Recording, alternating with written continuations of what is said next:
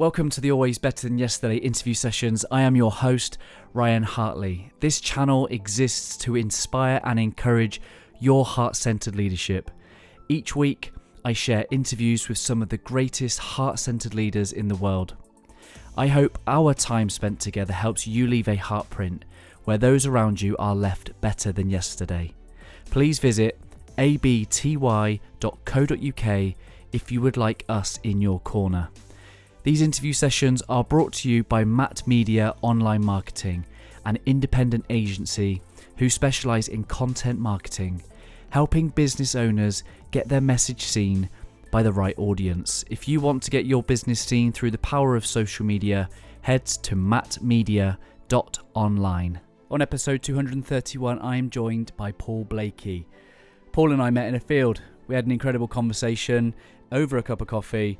And it's amazing what happens when you stop and you spend time getting to know people. And as soon as I heard of Paul's heart work, I knew that I wanted to have a conversation with him on this podcast to share his heart work with you all. He is the founder of an organisation called ROC Angels. You may have heard them. They have a footprint in over 140 towns in the UK. It's an incredible conversation, one that I hope that inspires your heart for community, your heart for loving the one in front. It's Paul Blakey. He's an MBE.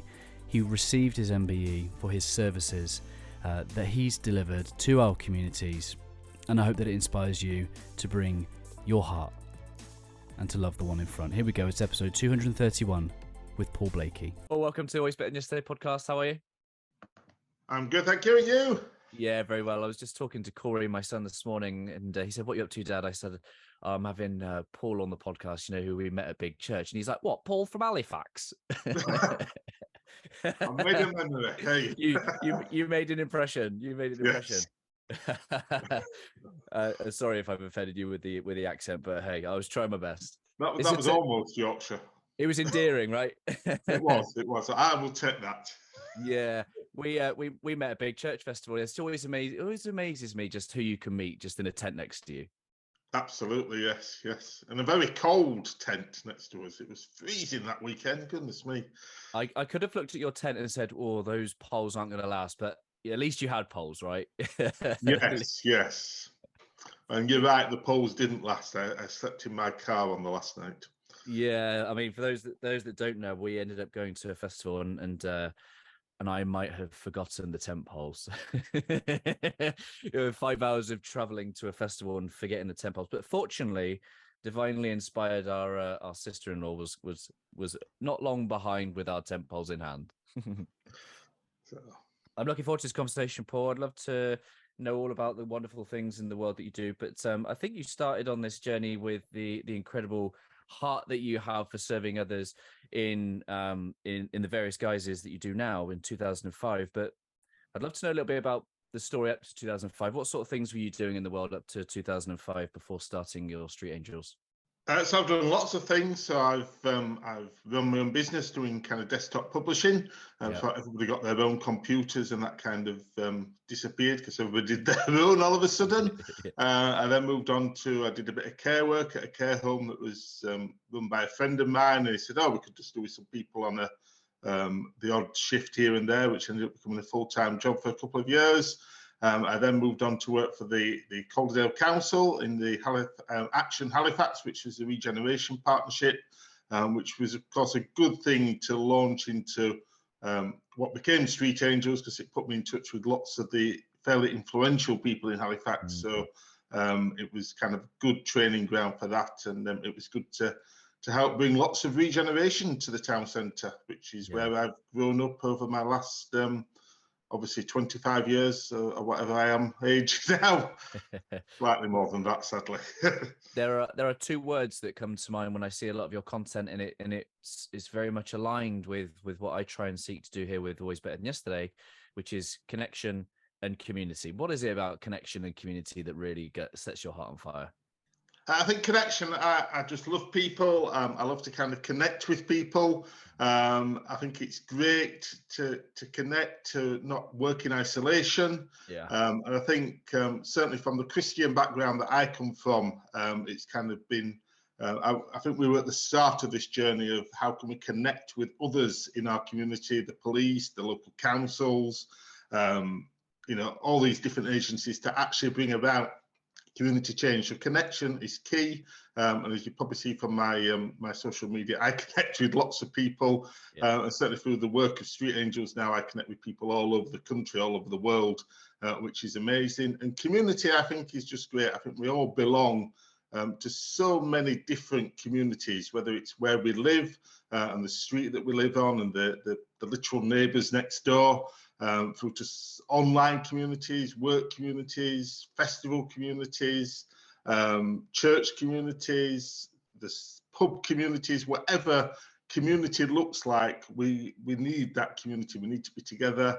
and actually community can be the thing that needs changing the most, but it can also be the most rewarding places that you visit. And so I think it's great to connect with people and be part of these different communities. Hey, my friends, thank you for being with us so far. I hope you're enjoying the interview. I just wanted to take a quick moment to let you know about our signature Heartprint coaching. Our Heartprint coaching is for you if you're ready to go all in on becoming a heart-centered leader, ready to go all in on doing more of what you love, ready to see what you are capable of with support, guidance, and accountability. You're ready to go on a rapid, transformational journey that will change your life and others in as little as 3 months. Are you ready to show up with courage and share your gift with the world? Ready to start making an income and more impact by doing what you love? Ready to start leaving your legacy where those around you are left better than yesterday? In our Heartprint signature coaching, in our time together, I'll help you lead from your heart set. I'll help you develop other people and your team. I'll help you bring your heart work to the world. I'll help you start leaving a legacy and capturing examples of your impact. I will help you be someone you love, to do more of what you love, and to serve people that you love. It's an amazing opportunity for someone who's ready to go all in and be a heart-centered leader. I'll throw in loads of other bonuses, including your life languages profile, access to our Master Heart and Mind membership, and even some Always Better Than Yesterday merchandise. Head to abty.co.uk/coaching to find out more, and I look forward to connecting with you very soon. That's abty.co.uk/coaching. Here we go. Back to the interview. Yeah, I've been hosting a podcast on the side with my community manager, Abby, and we've been entertaining the questions of what does it mean to be a community? How do you create one?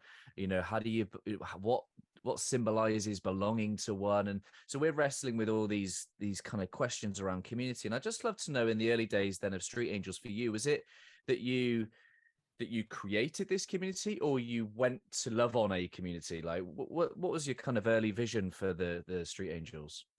So really, it was Halifax as a community on a Friday, Saturday night had kind of become known as the Wild West of West Yorkshire. Right. So people used to descend on Halifax for a night out, mainly because the booze was cheap. So you could get a pint of beer, a shot of vodka for about 50 pence in some of the clubs. And secondly, there were more pubs and clubs per square mile in Halifax than any other town in the UK. Wow. So you didn't have as far to walk from one pub to the club.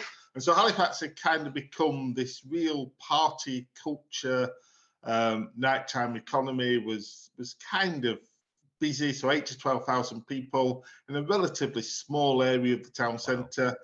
Sexual assaults were common, binge drinking, underage drinking, violence. And so the wider community had its concerns. I remember we were one of these TV crews showed up, and obviously not everything that happens on TV is real. I think when you put cameras in front of people, they do play up, and they showed quite a horrible kind of culture within our town centre. I remember the local newspaper running this Win Back Our Street campaign. And I thought, and I kind of began to be challenged by this, because obviously within a community of the town centre, you don't want this Win Back Our Streets, we've lost control and all of this stuff.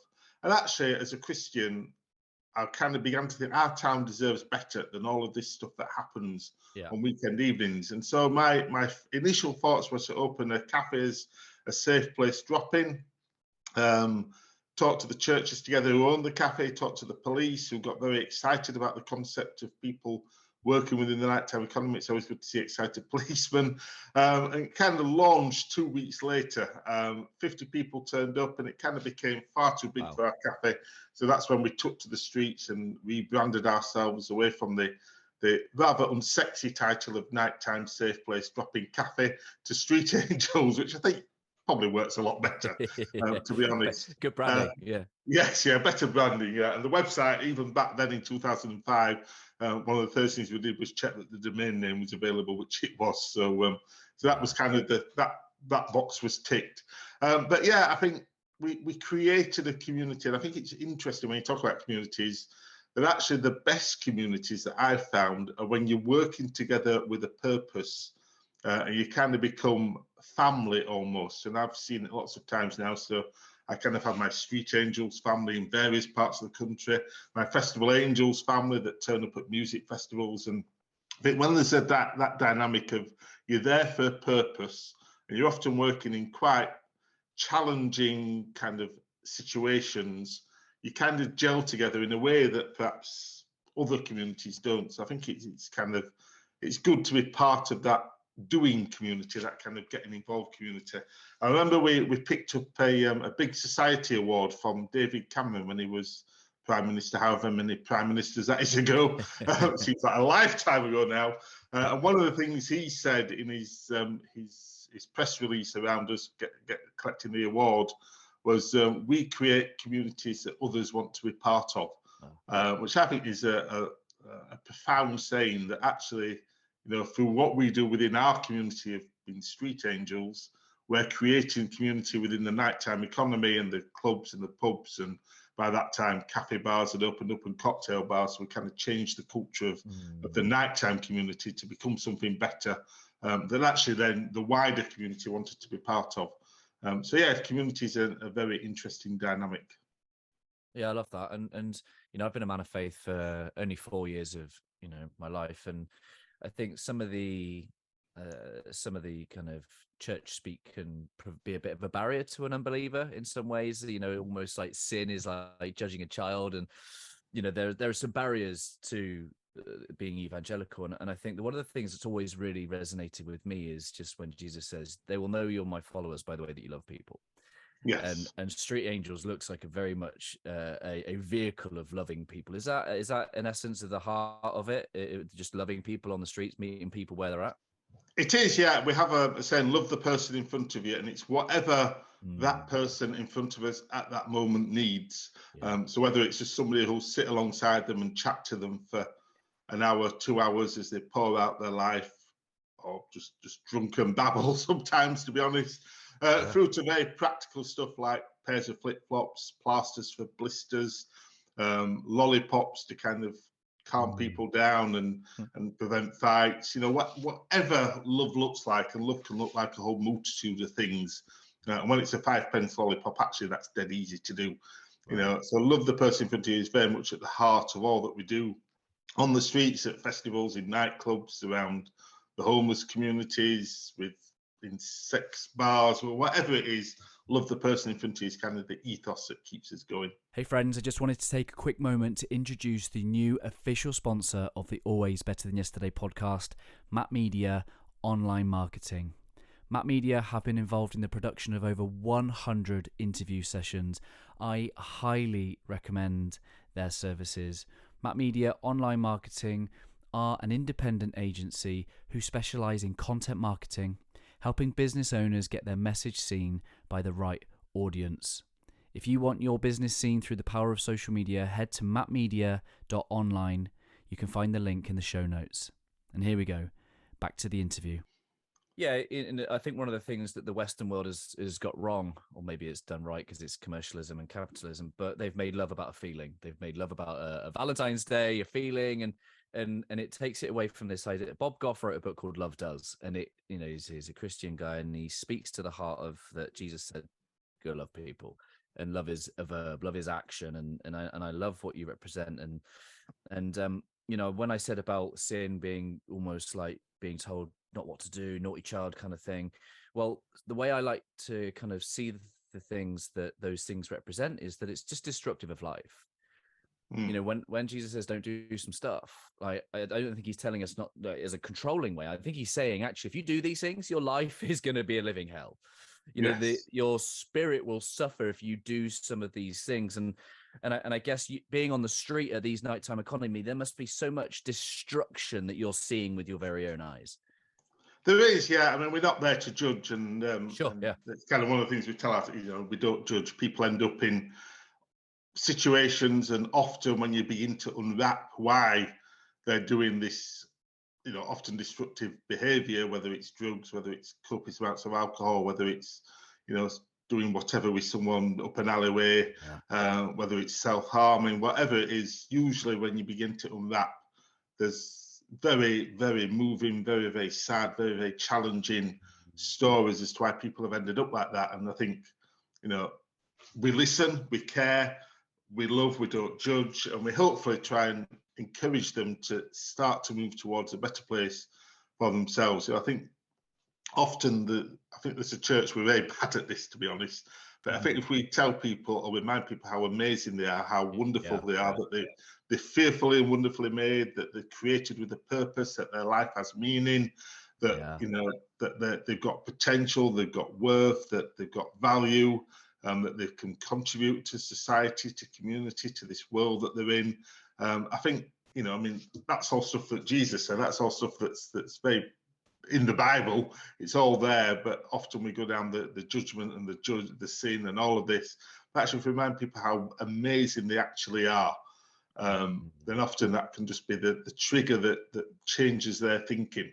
And people are amazing, even, you know, if they sat on a step self-harming, if they've taken copious, if they're sleeping around, if they're drinking to oblivion, whatever they are, at the heart of who they are amazing, wonderful people with so much potential and worth. And hopefully as street angels, if we can just put a glimmer of that into people's lives, then actually we're doing an amazing work, whether on the streets, at festivals, wherever, and just kind of bringing that worth and value that people have. So love the person in front of you is really the heart of all that we do.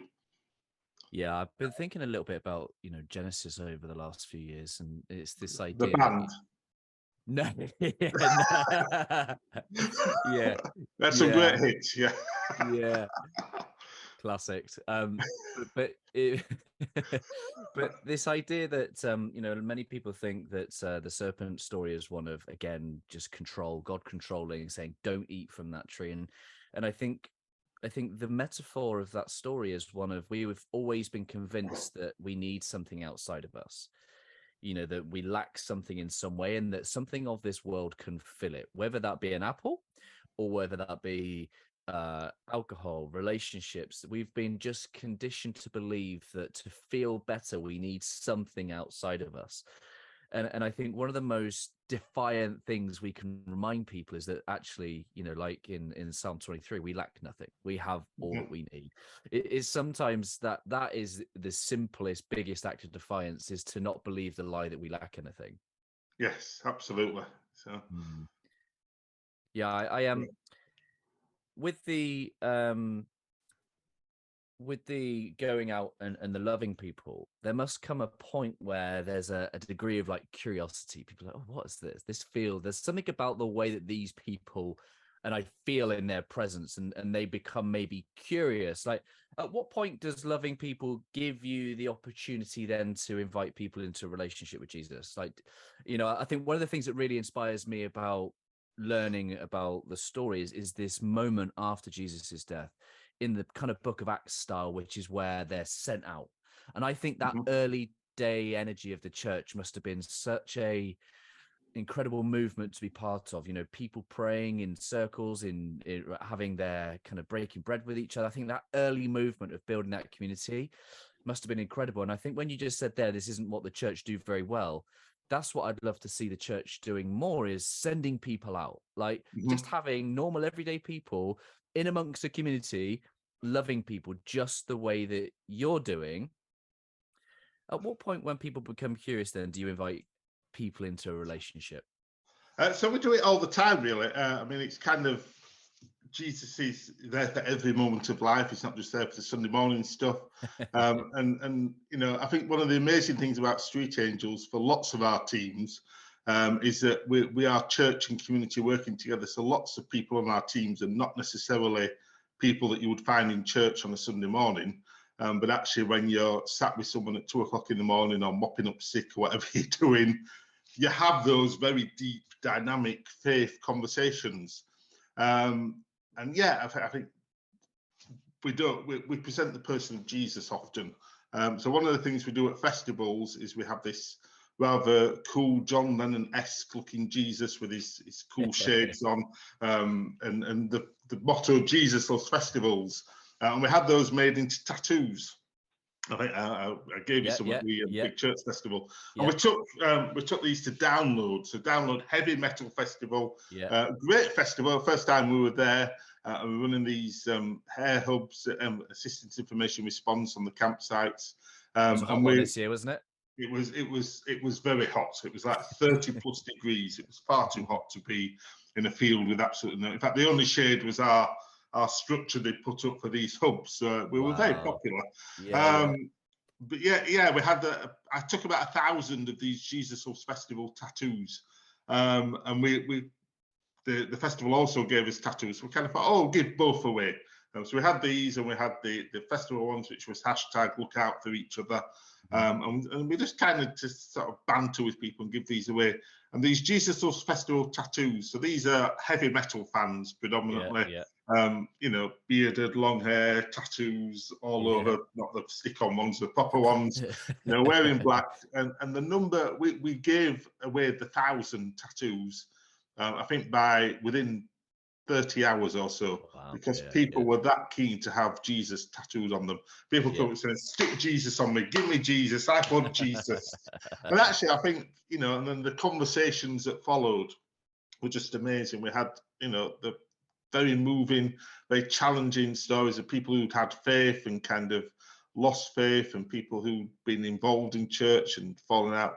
But actually, the respect and love they had for Jesus was something else, and was quite amazing. And we're quite happy to have Jesus Loves Festivals along with all their other tattoos on them, and kind of be proud of the fact they were wearing this. So I think we kind of do faith and Jesus probably in a relevant way for the people that we're reaching. Often just by doing, you know, have a selfie with Jesus, and having we give out little booklets which contain the Gospel of Mark for people in the message versions. It's kind of a contemporary version of the Bible. We kind of do low-level stuff like that, just to kind of move people along in their understanding of who Jesus is, and the fact that Christians aren't weird. Well, not that weird anyway. Normal people, that we hang out at festivals, that we do fun stuff, that we engage with people, that we're out there, we're doing stuff, we're helping people, supporting people, making communities better, and all of that stuff often was motivated by our faith. So it's kind of a mix of just helping people get the reality of who Jesus is, as opposed to perhaps often the Sunday school version, sanitized version that we present to him. Yeah, you're right. You know, for me, you know, as a man of science in my early 30s, I'd accept the character of Jesus, but the whole model of as the Father and God, like, you know, I certainly wasn't choosing to put my faith and trust in a Father that I couldn't even see, you know. Yes. And for me, the image of a Christian, pointy building, sit in rows, say peace be with you at the end of the ceremony and the sermon. And when my wife wanted to go to Big Church for the first time, 2019, it was like my idea of my worst nightmare. I thought I was going to spend a whole weekend with 30,000 Ned Flanders. Do you know what I mean? Like, that was my perception. And yet slowly over time, God sent people my way, you know, typically Americans in the early days, because they just seemed to present themselves, and they were Christians. They were tattoos. They would list. It was just breaking down my perceptions of what I thought it meant to be a follower of Jesus. Yes. And now I see it everywhere.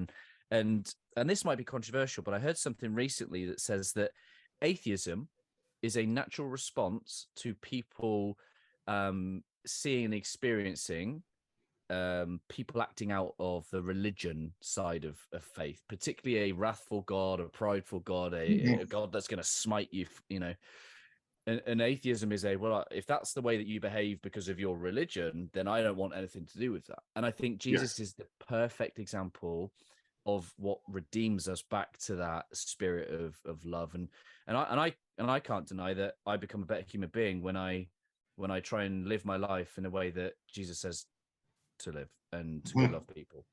And I think that's sometimes for the church, that's kind of the biggest barrier, isn't it? It's like exactly what you say, love people, the one in front, don't judge people, breaking down this perception that it's not for me, don't be condemned but be redeemed.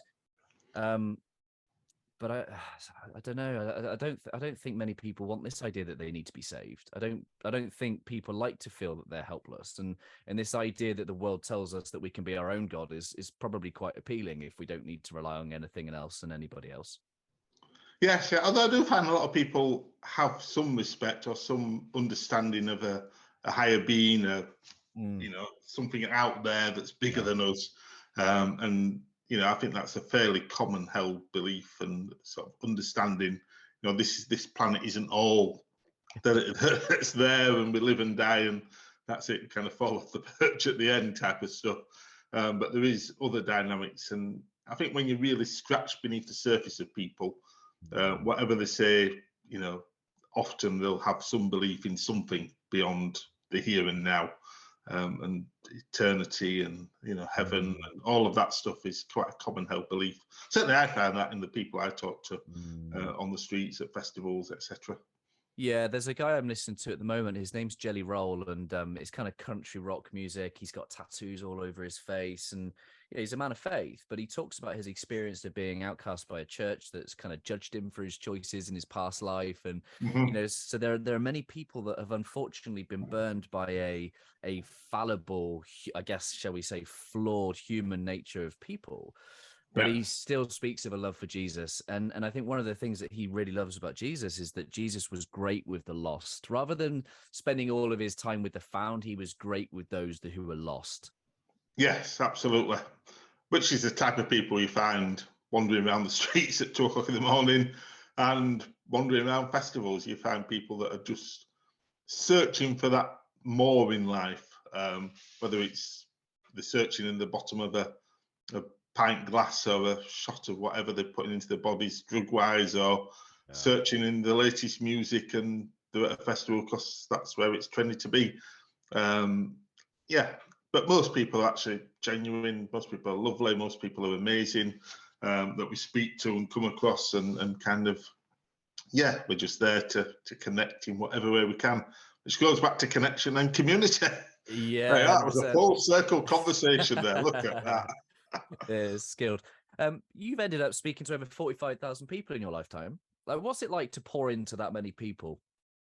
I have. So I do lots of talks, lots of podcasts like this. The biggest crowd I spoke to, I went to a Redeemed Christian Church of God prayer meeting, which was at the Manchester Arena, the big 15,000 seater. There was about 10,000 in that night, and I'd met up with one of the leaders of our team down in Uxbridge, who suddenly came up to me and says, "Paul, you're on. You've got 10 minutes." It's like, oh, okay. I was sort of walked up onto the platform of the Manchester Arena in front of 10,000 people. I spoke about Street Angels and kind of led them in prayer. So 10,000 is kind of the biggest crowd I've spoken to. I actually quite enjoyed it. There's a wonderful photo of me that someone took of a beam of light coming down. So I looked a bit kind of Star Warsy as I was up there doing that. But yeah, I love communicating with people, usually telling the Street Angels story. So I speak to probably 3 or 4 groups of 30, 40 people each and every month. I do talks in churches. I've spoken all over the place. It's always a privilege to kind of stand in front of audiences, connect with people, tell them stories of what's happening on the streets at festivals, of how communities are changing, how people are investing their time into making our communities safer, nicer places to be. Tell them a few sort of gory stories as well, and so I'm kind of always out there presenting and telling the story, and encouraging people to see that there's more Great people out there doing amazing stuff through the work of our teams on the ground. What is the heart of the message? You've clearly connected with this idea that God's gifted you with a voice and an ability to create community. Like, do you feel it as a responsibility? Is there a life's mission? Is there something? Is it the next thing, and you've just led yourself to this position, or have you always felt that there's something that you're here to share? I think really my life is always the next thing. I just seem to kind of bumble through life from one thing to the next.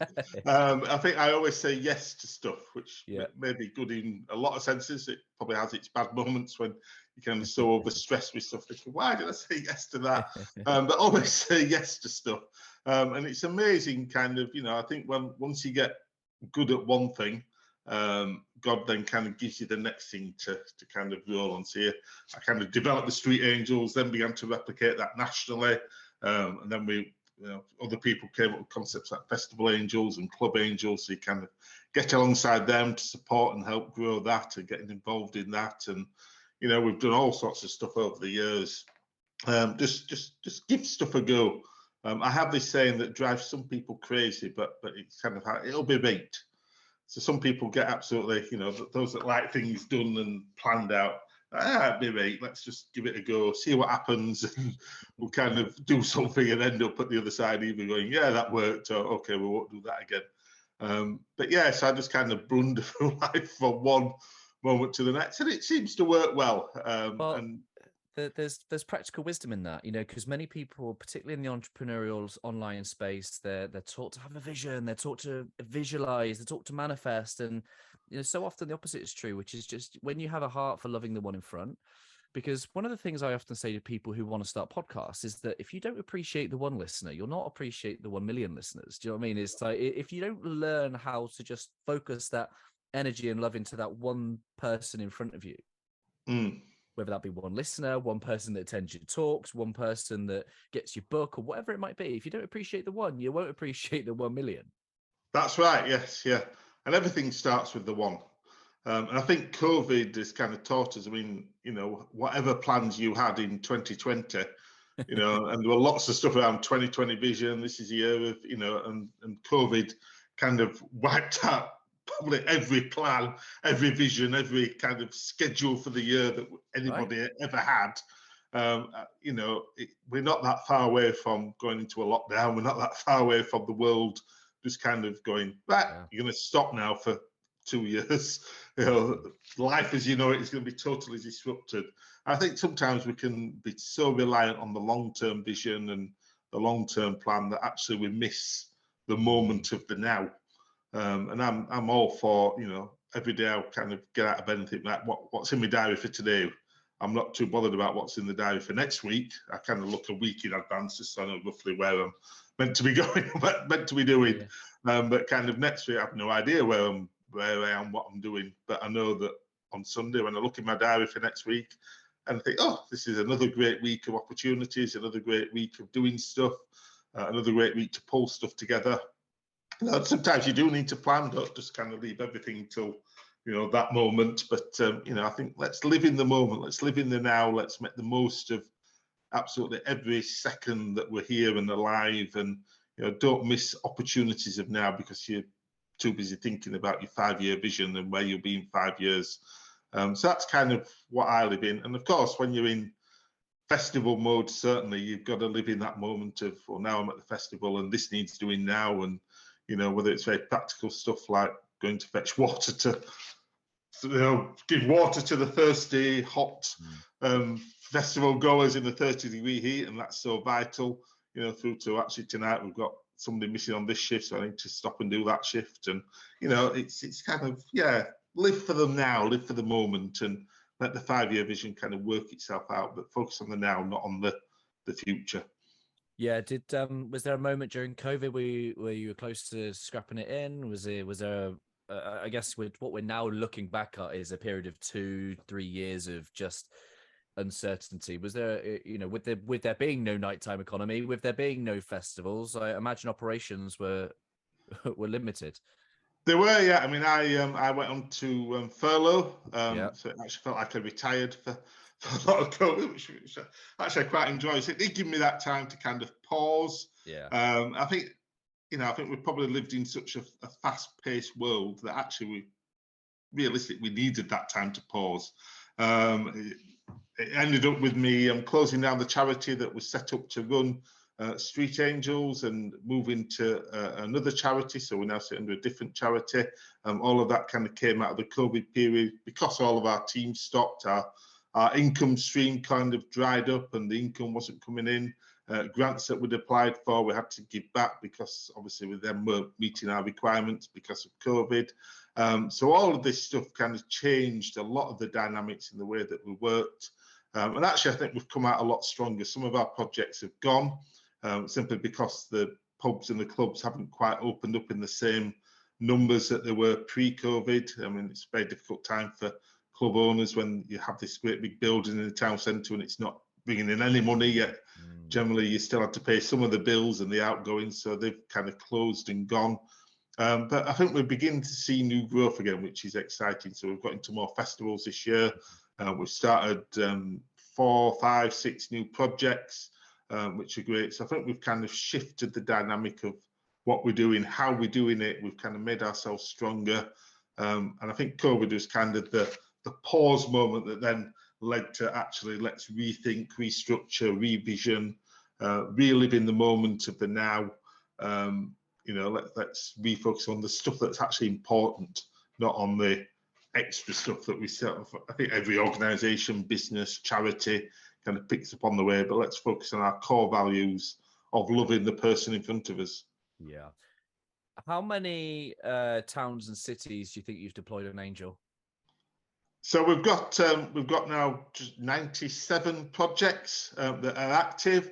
Over the years, that's been up to 130, 140. As I said, we lost quite a few during COVID. So it's great that this small idea in Halifax to sort out its nighttime economy back in 2005 has inspired projects now in 140 plus towns across the UK, around the world. And it's kind of humbling to think that this small idea of let's just give something a go. Let's just see if we can help improve this wild west of West Yorkshire kind of reputation that Halifax had is now become something that's kind of bringing local communities and churches together.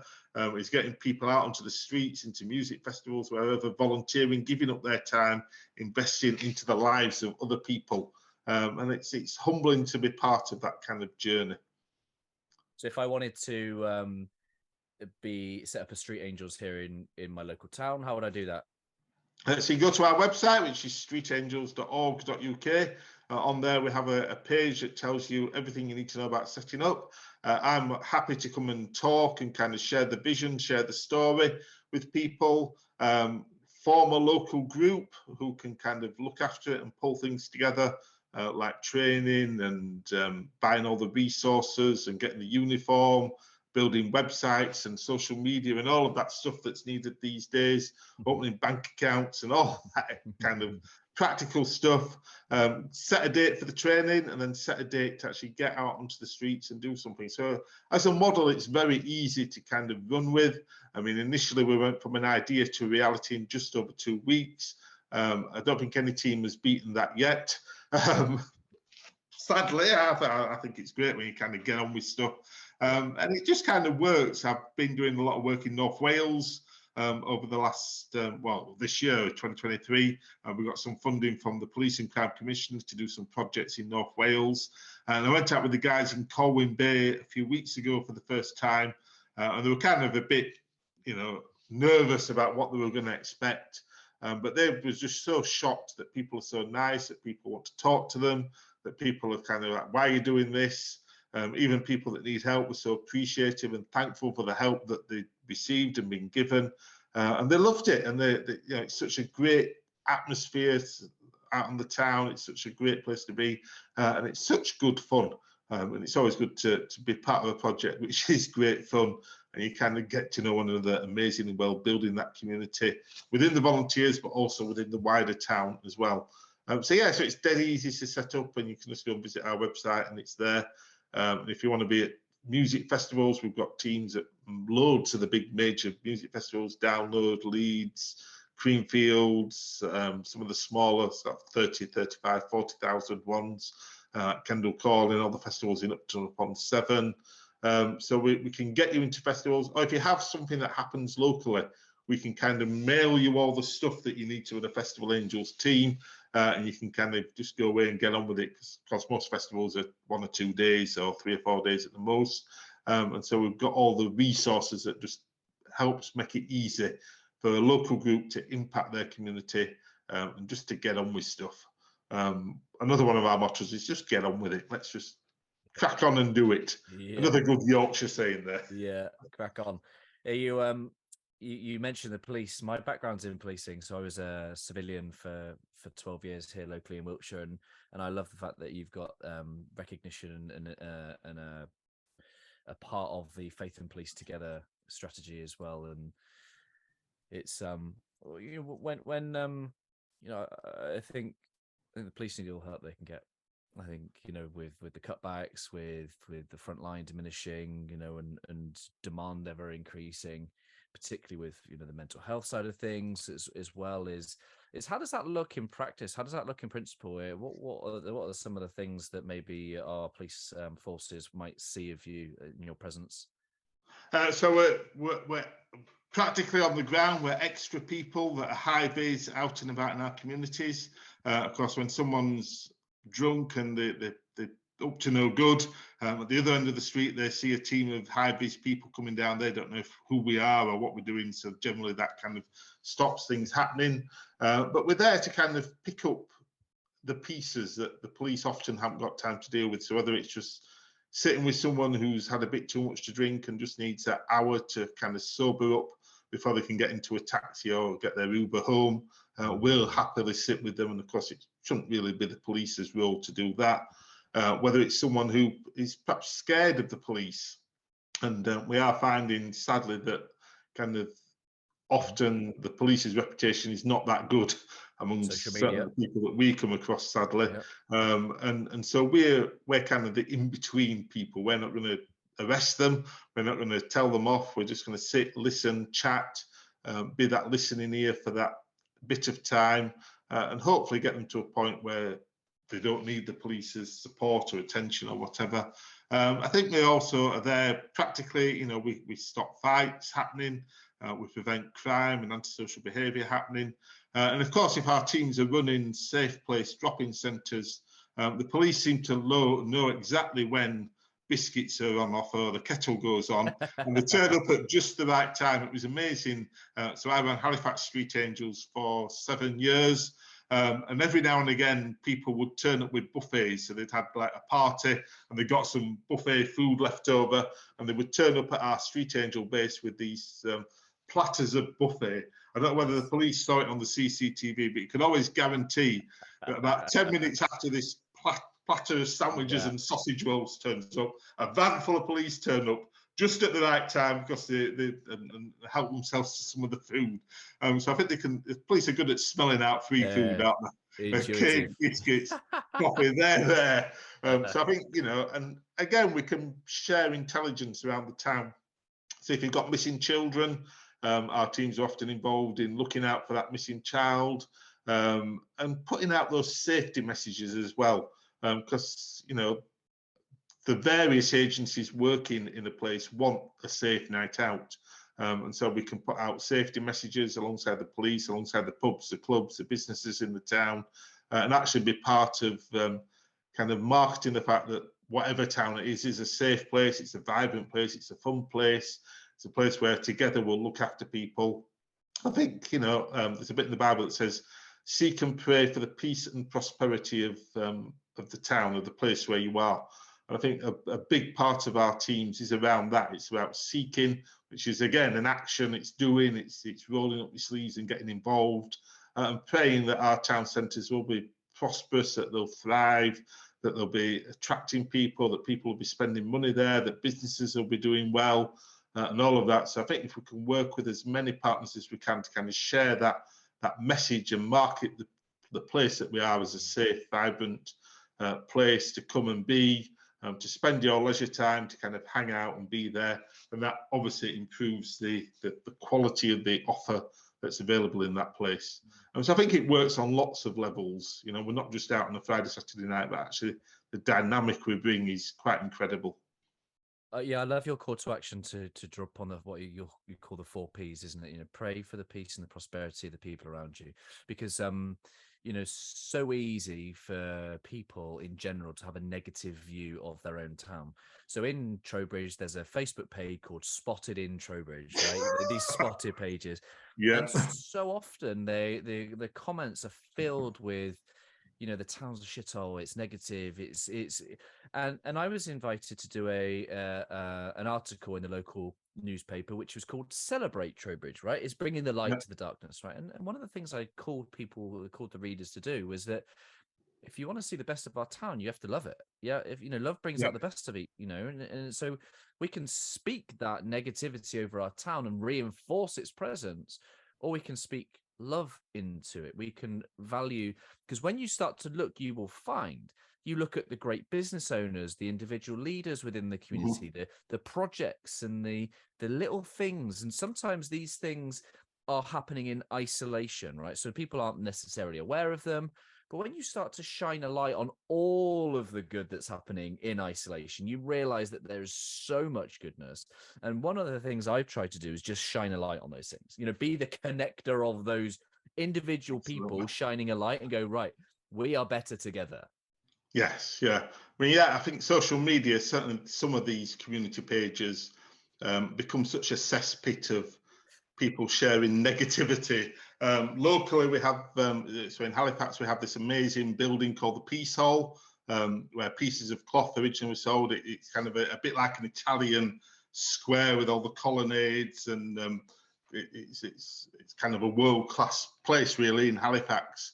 And the council got a lottery grant of £19 million to kind of improve it, to do it up. Before it was kind of cobbled, bits of grass, fairly run down, wasn't particularly looked after or loved. And this £90 million kind of invested so much into the place. It brand new flooring, so it was suitable for music venues and performances and arts, full of independent shops and cafes and all the rest of it. And the early days of that, so it reopened probably about 2019. And the early days of that, the amount of social media knocking it of people in our town that were like, oh, nobody will ever visit, and why did they come to see the Peace Hall? It was better the way it was, and all of this stuff. And we've just in the middle now of a whole 2 months. I think there's 25 different gigs happening in there, all sold out. So you've had Madness, George Ezra was playing last night. We've had Sister Sledge, Limp Bizkit are coming to do their first UK visit in like decades or whatever. You know, it's become a world-class music venue, along with all the other stuff that goes on, and it's kind of become this place of, for every pound that's invested into the Peace Hall, it attracts something like £5 back into the local economy. The rest of the town is up, and people still go on social media to complain and moan. It's like, why speak down your town? Why speak negatively? Why not invest and actually celebrate the good, celebrate the amazing that the council, the lottery, that the charity that runs the Peace Hall Foundation, and you know, all these bands and all this stuff that's kind of improving the success and the wealth and actually meaning that our town's open and shops are open and doing well, and there's bars and all of this stuff. Let's celebrate the good in our town, not just go on social media to be a keyboard warrior that says, this person's doing that and that person shouldn't have done that, and all of this rubbish that goes on. I'm with you there. Yeah, and so often the formula of prayer, shall we say, in inverted commas, is before we start to ask for stuff and for it to be blessed and grown, the first part is always giving thanks for it, right? So it's having gratitude for whatever is present, is learning how to spot the goodness. And so that prayer is very practical for anybody. Is this goes, first appreciate what you've got. Because, you know, so often I think the flaw in the human spirit is to only appreciate it once it's disappeared. So, remember when that was there? That was good. Or remember the old times. Like, absolutely, the practical, you know, you're calling people to pray for the peace and prosperity of the people around you. I think that's highly, highly practical and something that would benefit, even if things didn't change or improve, but had people feeling more appreciative of what was ever there to start with. Absolutely, yeah. And I think a lot of it these days, I mean, certainly town centres have changed, and COVID's kind of sped that up. And now it's so easy to click a button and go on a certain website and buy everything you need, and it's delivered to your door within 24 hours. And actually, the shopkeeper down the road that's been there for the last 30 years and is hanging on by a thread, probably stocks it cheaper than some of the big websites do. But we're losing that vital kind of community thing, and it's great that I think town centres need to become destinations now as opposed to just shopping places. But let's keep the shopping places, the markets, the small independent coffee shops and cafes and little businesses that are just run by a 50-odd-year-old man that's been there for years. Let's keep all these things going and celebrate the good, and actually not just click on a button on Amazon that then delivers it with every other parcel for every other person on the street. Let's go and actually wander around the shop and invest into our local communities. Yeah, I share your vision. What you've just said is about making it destination. I 100% agree with you. It's no longer go for something, but go either for someone or to do something in community or connection. I'd love for you to kind of expand on a little bit about what that vision might be. How might let's just say, right, because I've got a few people listening to this that are town centre regenerators. I know someone in our local town is looking to regenerate. What's your vision for the high street, the town centres, the communal spaces? So I think we have to be real in that traditional shops probably are becoming less and less popular. Sadly, I think those that offer something unique are probably better placed. So the shops that offer the unique gifts, the stuff that you won't find particularly online. So the local crafty type shops are always good. So I think fill our high streets with places like that. Food is always going to be popular. I know that locally in Halifax, the market has been undergoing a transformation at the moment, and that's going to have more kind of independent cafes and restaurants that sell good quality street food type stuff that then people can eat inside the market. Put entertainment on, again, put bands on, promote busking. We've worked over the years some amazing buskers and kind of keep streets alive, and often it changes the dynamic and the atmosphere if there's somebody playing quality busking music as they wander down the high street. Again, it makes you want to go and get that coffee and sit on a bench and listen to them. So give people a reason for hanging around. Put on dancers on Saturdays to get bands in that will kind of lead people in dancing, get all the entertainment in. Local events, so in Halifax we've got all these music gigs, and of course if you've got 5,500 people, practically 7 nights a week over June and July, all the bars are full, the restaurants are full, people are spending their money locally as opposed to going off to the next nearest city for the big arenas. So put on events that attract people. I mean, I've been to some amazing, certainly with the nighttime economy, some amazing towns that put on nightlight shows. So they put on, just light up buildings and open up buildings at night and do creative stuff around that. They attract tens of thousands of people to these events. So anything that gets people into a town centre, I think make it easy for people to go in as well. That my bugbear is that you arrive in a town and there's nowhere to park, or the parking meters, then the coin slots don't work, and who carries coins on them these days? Then you need to download a new app that then you've got to find the internet, stood at this parking machine, downloading this app to then put in all your details. And often it can take you half an hour to actually be stood there trying to get this app to work, to put in this number that then doesn't exist. So then you ring them up and there's nobody on the line and they tell you to use the app, and you stood there for half an hour trying to pay for your parking. So make it as easy as you can to kind of get people in. Otherwise, people are going to go to the Trafford centres and the Blue Waters and whatever else and just go to the out-of-town shopping experiences or order online because it's easier. So I think let's make it as easy as possible and do as much fun, entertainment, variety, as we can when people get there. And of course, there's some towns and cities that just lend themselves to people wandering around and enjoying the vibe and the culture and everything else. But I think making our towns and cities destinations as opposed to just shops and banks that traditionally they probably have been. Yeah, I think if there's one thing that hopefully people have taken from COVID is that we just don't need stuff. No, the amount of stuff that people buy for the sake of it, and I think the thing we not ought to be, because that's a judgment, but the thing that I certainly am doing is seeking experiences in spaces and places. And I think if you look at the origins of the Starbucks model, there's something there that says about the wisdom of creating a space rather than the model being about the coffee. It was more about the communal space for people to either go work or to connect, and they just happen to sell coffee and muffins and stuff like that at a more expensive price than other places, because they've created the environment with which people want to go, right? And I think that's a message to any of our high streets. And my local town, Trowbridge, they've got a local town council, and they do incredible things in big gestures. So they'll do like a sports festival, for example. And honestly, this thing attracts tens of thousands of people to a small grass park area. Right? Is incredible community vibe. The thing that I'd love for them to be able to do is to try and take the essence of that spirit and embed it into the way that we live, not just twice a year. Yes. So, and again, people want to be healthy these days, don't they? Let's set up gyms. I know that lots of parks have these outdoor gyms in them, outdoor gym spaces, and let's use whatever we can to get as many people into places that we can. You have an MBE. What was that like? To you? Did you know you were nominated? Did you get a letter? Like, what was the first you found out that Paul Blakey might be an MBE?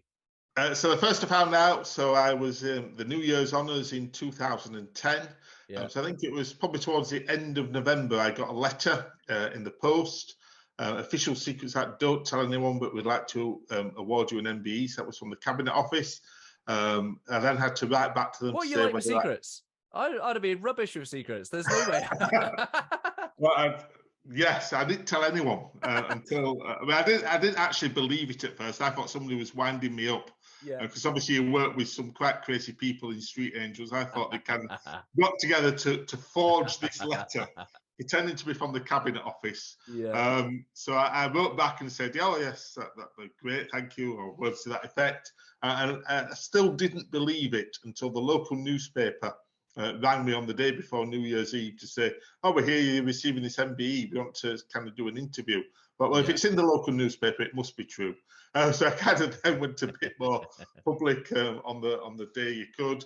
So it's fantastic to go to Buckingham Palace, and I was presented to it by Her Majesty the Queen, and it actually made her laugh. So she said to me, "Why are you receiving this?"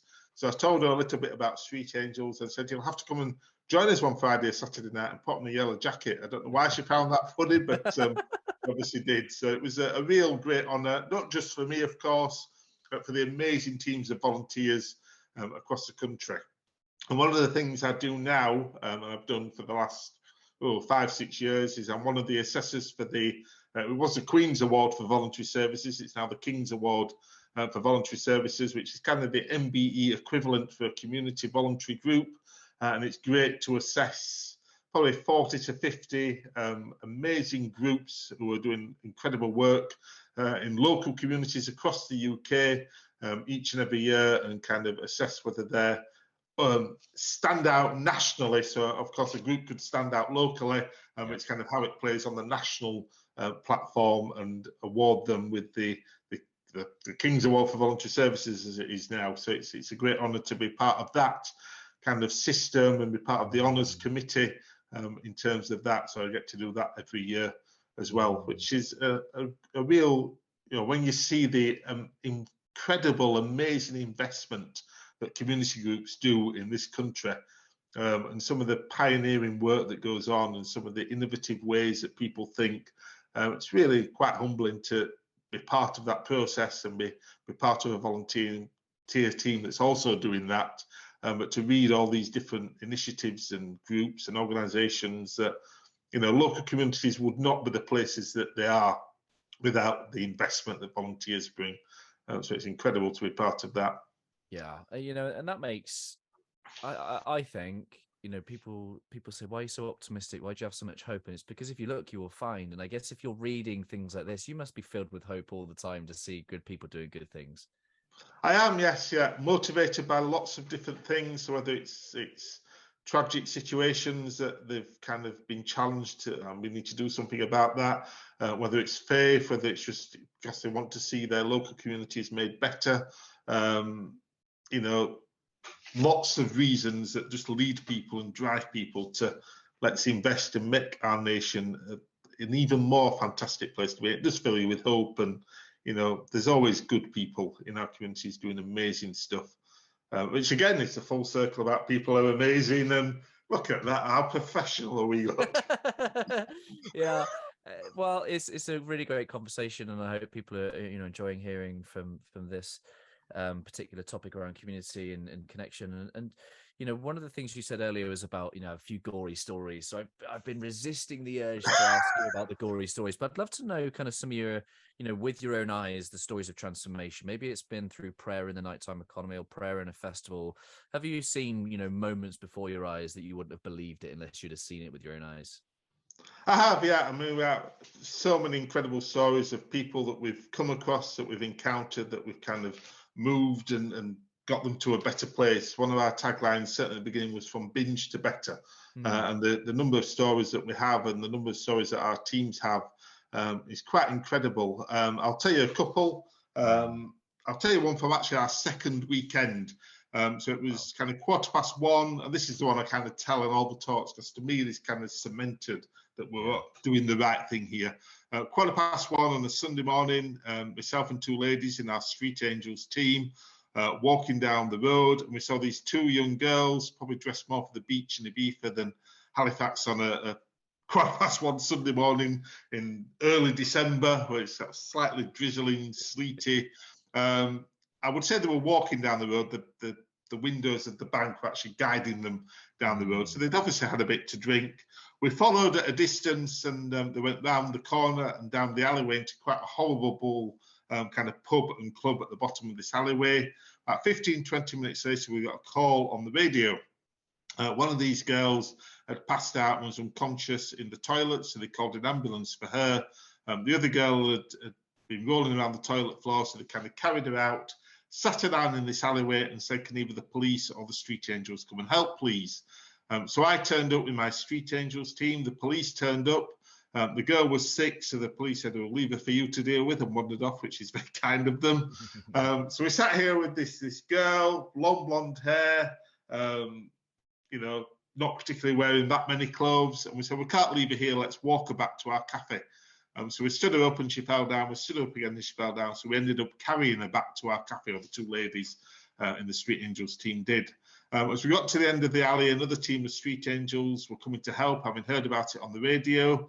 And one came up to me and says, Paul, I'm her teacher. She's 14 years old. So we kind of thought, okay then. Well, we got her back to our cafe. We cleaned her up. We actually got her a change of clothes because she'd been rolling around the toilet floor. So she was a bit of a mess. Found her mobile phone, eventually found her parents' phone number, phoned her parents. So now about 2 o'clock on a Sunday morning, we basically said, don't send her home in that state, we're not interested. After another hour of sitting in our cafe, we managed to find her sister's phone number. Her sister came into town with a friend, picked her up and took her back to the friend's house. About 4.5 years later, this same girl came up to me and she sort of said, oh, hello, you won't remember me, will you? So I said, sort of recap the story. And says, that night changed my life. And she began to tell us her story. She said, I've been going out drinking every weekend from the age of 12. Often I wouldn't have money to buy drinks, so going to alleyways with lads to kind of do whatever with them would then give me the night out. She says, basically, my life was a mess. My relationship with my family was a mess. My school life is a mess. Basically, my life is a total mess. But because you idiots in yellow jackets decided that I was worth looking after, I decided that my life was worth more than the life that I was living. And so that weekend, she stopped going out drinking. She settled down, sorted out her family relationships, settled down at school, done well at GCSEs, stayed on at school to do A-levels, and was at home for the first year from the Easter holidays from her first year at university. or because those idiots in yellow jackets decided that actually she was worth looking after. And I think that kind of cemented to me that, you know, that was the right thing to be doing. We're kind of onto something. And again, it's for the people like that. Just the girl, she's sat there, she's in a mess, she's covered in whatever from rolling around the toilet floor. We got her cleaned up, tidied up, and got us to a friend's house, and that changed the kind of pattern and story of her life. So for people like that, another story I'll tell you, this is from our Norwich team. And this is probably the furthest we've ever got anybody home. So again, it was just after 1 on a Sunday morning. The team are walking past the train station in Norwich, and the British Transport Police had this young lady with them. So they kind of called the street angels over. They wandered over and they said, we've got this young lady here from Mexico. She met this man on the internet, thought it was going to be this wonderful, budding, new romantic relationship. He'd paid for a flight from Mexico to Heathrow, met her at Heathrow on the Thursday, took her back to his flat in Norwich, and sadly it wasn't quite the wonderful romance that she was expecting. And she managed to escape from his flat in the early hours of the Sunday morning. Found her way to the train station. Her plan was to get a train into London to go and find the Mexican consulate to kind of sort out the problems and the issues and kind of get her back home, really. Of course, there's no trains running from Norwich at 1 o'clock in the morning, so she found the police.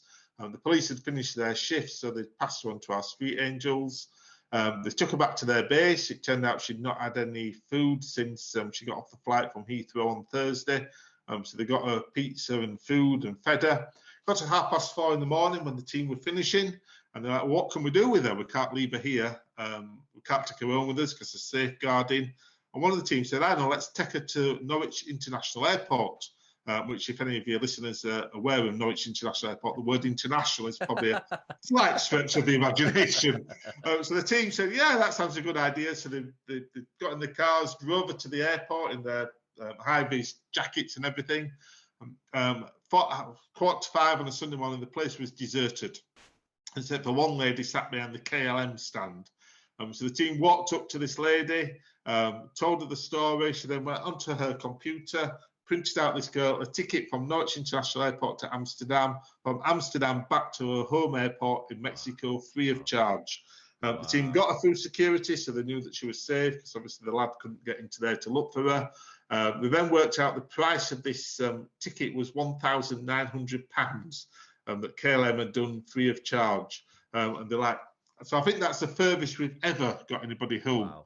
And the cherry on the icing on the cake for the Norwich team was she managed to avoid paying the £10 Norwich International Airport tax that every passenger had to pay. So, like, yes, we've beaten the system. That's incredible. And I think, do you know what? When good people do good things, it inspires others to do good things too. It does, yes, yeah. And again, we've got initiatives like Do One Nice Thing that just encourages people to get out into their communities and just do that one simple act of niceness every day, whether it's picking up litter, whether it's smiling at someone, whether it's being a nicer driver, whether it's catching a bus, you're doing nice things for the environment. All of us can play a part in actually rolling up our sleeves, getting out into our communities, being good, decent, honest, nice people that bring about change just through who we are and what we're doing each and every day. I love that more than the random act of kindness movement, because why does kindness need to be random, right? Be intentional about it. Absolutely, yes, yeah. Just be intentional about living a nice life that actually 100%. Yeah. Love that. I could talk to you all afternoon or all morning or an afternoon, but I want to be super respectful of your time. I have a word here at Always Better Than Yesterday. It's called Heartprint, which I can tell by the work that you're doing. You have an incredible heartprint already. And it's a word that describes the ripple effect of the way that we love people. It's the possibilities that we create for other people. And, you've been running Street Angels, for nearly 20 years. You've had a speaking career of over 45,000 people. And I'm sure that there's far more that you're going to go on to do. You take a moment to just reflect back on all the ripple effect and the possibilities you create. Paul, what do you think your heartprint will be? That's a deep question to finish the interview. I think if it's encouraging, equipping, supporting people to love the person in front of them, and kind of building that community of people that are engaged in the wider community to bring about change. I think if that's the impression, if that's the sort of legacy I leave on the world, and again, it's a very simple thing. It's not profound. It's simple but world changing. And I think that's kind of, our simple acts can often be the most profound and world changing for others. And I think that's something that Jesus modelled. I once was invited to speak in a church in North Carolina. Just bragging that I've spoken in North Carolina here. And it was Palm Sunday, and the pastor said to me before I spoke, "Oh, it's Palm Sunday. Would you like to kind of weave that into your talk somehow?" Yeah. And I came up with this phrase because obviously Palm Sunday is the day when we remember that Jesus rode into Jerusalem on a donkey, and which I always think the modern day equivalent would be a bus. Jesus caught the bus into town. He's not arriving in a grand cavalcade like the American president, or he's catching the bus. He's been with the people. And my kind of immediate thoughts on that was Jesus used the everyday and ordinary to achieve the profound and world changing. And if I can put that into practice and use my everyday and ordinary, whether it's a pair of flip-flops that I'm giving out, sticking a plaster on someone, giving someone a Jesus Loves Festival tattoo, taking time to chat to someone, going and buying a coffee in an independent coffee shop and just having that 5-minute conversation about how's business, how's it doing, praying that they'll prosper. My everyday and ordinary, achieving the profound and world-changing for the people. So I think that's a good heartprint to kind of leave. And I want to encourage you all, every million listeners that I'm sure you have on this podcast.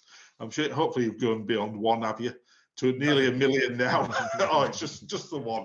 But encouraging your one listener to use their everyday and ordinary to achieve the profound and world-changing. And actually the world can be a different, better, nicer place because of that. And I think if we all commit to just doing that one nice thing, how amazing it would be. And, we've all got it in us to do it, so let's just crack on and do it. Crack on and do it. Yeah. It'll be great. No, I really appreciate it. There's a call to action there, isn't it? If a church from North Carolina can invite a guy from Halifax to come all the way over to a speak, then there's a few more churches in this country that can invite you to, right? I'll go anywhere. I just stick to churches. Paul, thank you for all that you do. I'm so grateful that we connected in a nearby tent in a field in a big church festival.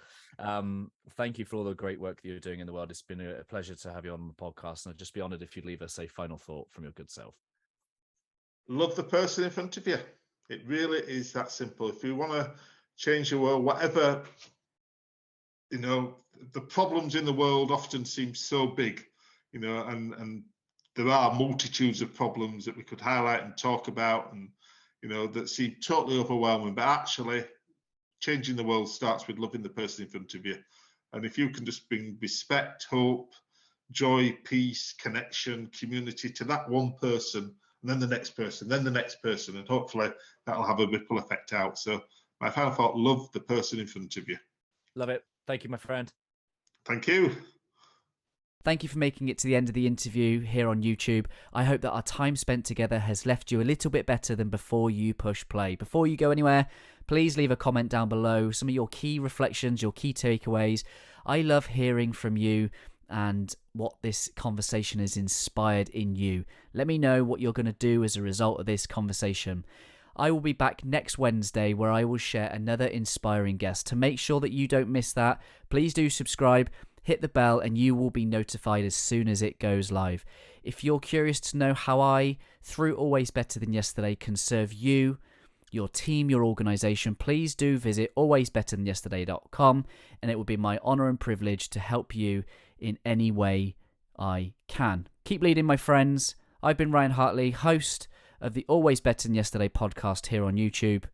Always love.